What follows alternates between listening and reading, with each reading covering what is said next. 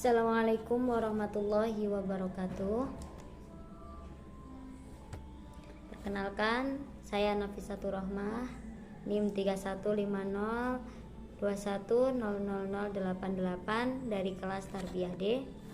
Ingin mempresentasikan tentang artikel saya yang berjudul Pengenalan dan Pengembangan Bahasa Indonesia pada Anak Usia Dini. Oke, yang pertama, artikel ini berbentuk abstrak.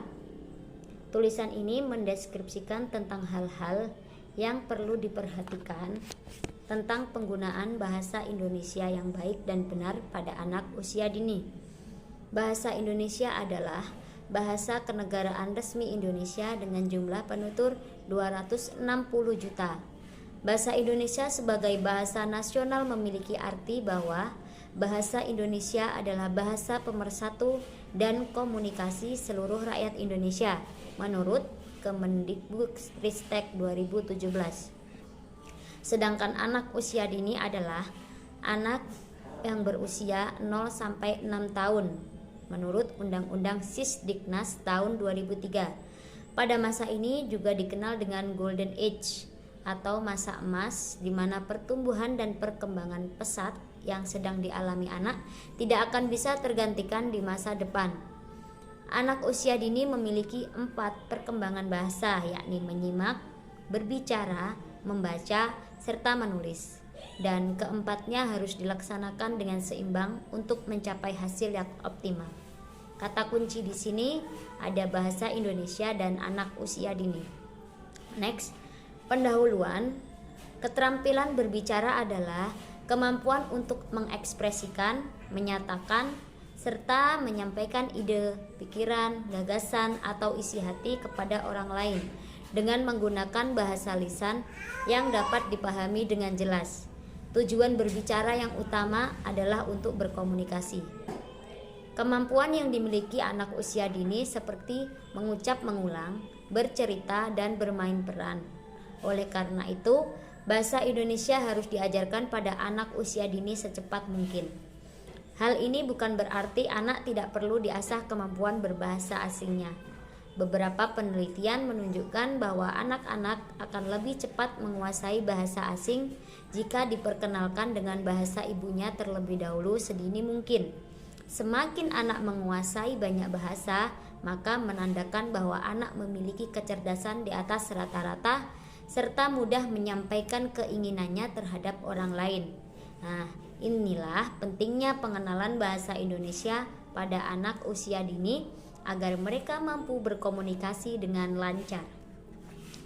Metode penelitian yang saya gunakan adalah metode observasi.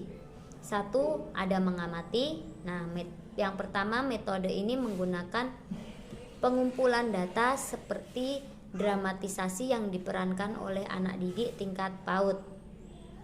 Yang kedua, ada hasil pengamatan. Seperti peneliti melihat kecakapan berbicara anak dalam melakukan suatu peran yang dilakukan dalam bentuk laporan atau teks. Yang ketiga, ada hasil observasi.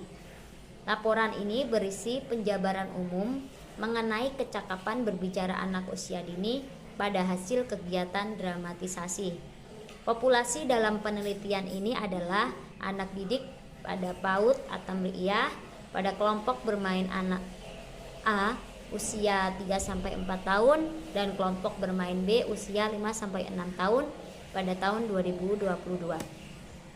Hasil dari observasi ini menghasilkan 85% anak didik sudah terbiasa dan mampu berbicara dengan menggunakan bahasa Indonesia yang baik walaupun pengucapannya sedikit belum jelas. Sisanya 15% masih mencampurnya dengan bahasa daerah atau dialek masing-masing. Contoh aktivitas yang dilakukan anak menggunakan bahasa Indonesia adalah menyanyi lagu anak bersama, bercerita, mendengarkan dongeng, bermain peran, pembacaan puisi, serta berekspresi menurut suasana hati yang sedang dirasakan. Dan penutupnya, bahasa memiliki peranan penting tersendiri bagi anak usia dini, yaitu sebagai wadah berpikir, wadah mendengarkan, wadah bercerita, dan wadah untuk dapat menulis dan membaca. Dari Suhartono, seiring dengan perkembangan kognitif anak, bahasa merupakan perwujudan ungkapan pikiran. Pada intinya, bahasa akan menjadi sarana bagi anak untuk mengungkapkan keinginan dan pendapatnya. Perlu diingat bahwa mengenali bahasa pertama kali adalah dari lingkungan keluarga, sehingga para orang tua dan anggota keluarga dituntut untuk mendidik anak menggunakan bahasa yang baik, benar, dan sopan, serta selalu berbicara dalam kata-kata yang halus, karena anak usia dini mudah meniru apa yang orang terdekatnya katakan dan lakukan. Ya, daftar pustakanya dari Otto Baverly, Lilis Madiawati, dari Pedoman Penilaian Hasil Belajar Kurikulum, serta dari Suhartono. Demikian presentasi artikel yang kami buat. Kurang dan lebihnya kami mohon maaf. Sekian, wassalamualaikum warahmatullahi wabarakatuh.